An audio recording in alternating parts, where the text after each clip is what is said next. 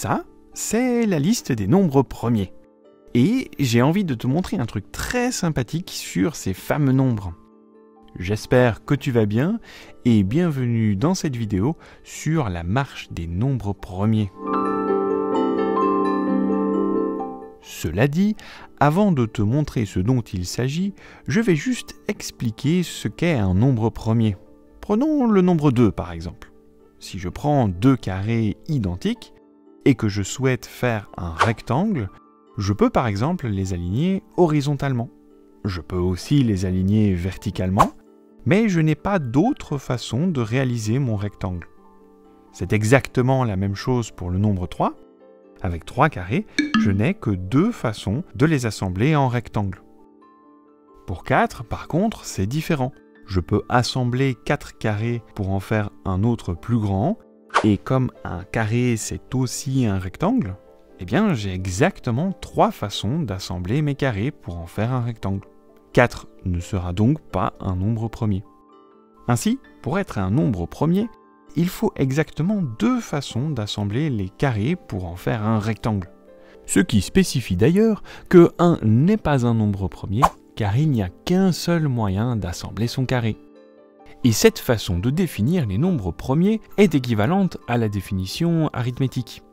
En effet, cela revient à dire qu'un nombre supérieur à 1 n'est premier que sous la condition qu'il n'est divisible que par lui-même ou par 1. Ce qui n'est pas du tout le cas dans cet exemple, puisque 6 est divisible par 2 et même par 3. Il n'est donc pas premier. Maintenant que l'on sait ce qu'est un nombre premier, passons à l'étape intéressante. Faisons un petit jeu. Tout d'abord, place ton crayon au centre d'une feuille, ce que j'ai symbolisé par le curseur au milieu de l'écran. Ensuite, pour chaque numéro d'étape, on applique 2 règles. Si le numéro de l'étape est un nombre qui n'est pas premier, alors on avance d'un pas, d'une unité.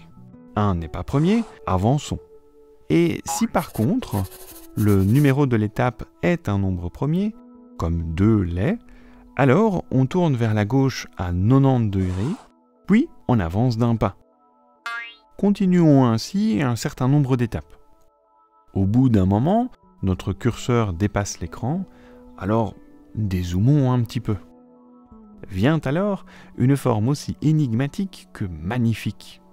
Ça, c'est ce que j'appelle la marche des nombres premiers. Le dessin donne l'impression de souvent tourner en rond, de ne pas beaucoup s'étaler sur les côtés.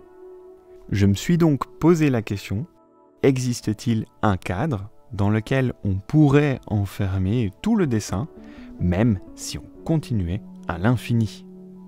Et la réponse est non, c'est juste impossible. Et pour le prouver, c'est relativement simple. En fait, ce que l'on peut montrer, c'est que dans ce dessin, tôt ou tard, on peut trouver des lignes droites aussi longues que l'on souhaite. Disons, pour l'exemple, je voudrais une ligne de 10 de long.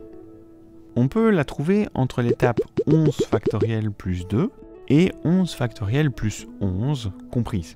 En effet, 11 factoriel signifie que l'on multiplie tous les nombres entiers entre 1 et 11.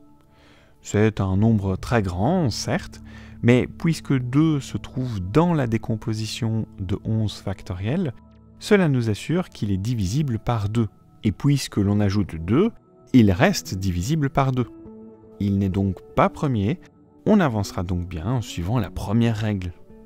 Il en va de même pour 11 factoriel plus 3, qui sera bien divisible par 3 et donc qui ne sera pas un nombre premier. Et ça, c'est pareil jusqu'à 11 factoriel plus 11, qui est divisible par 11. On a donc bien 10 nombres consécutifs qui ne sont pas premiers, ce qui nous fait bien avancer de 10 pas. Alors c'est vrai, ça marche pour 10, mais ça marche en fait pour n'importe quel nombre. On peut avoir autant de nombres non premiers d'affilée que l'on souhaite. Il suffit de prendre les n plus 1 factoriel plus k, où k va de 2 à n plus 1. Concrètement, cette formule nous permet de dire que l'on va retrouver dans notre dessin des lignes de plus en plus grandes.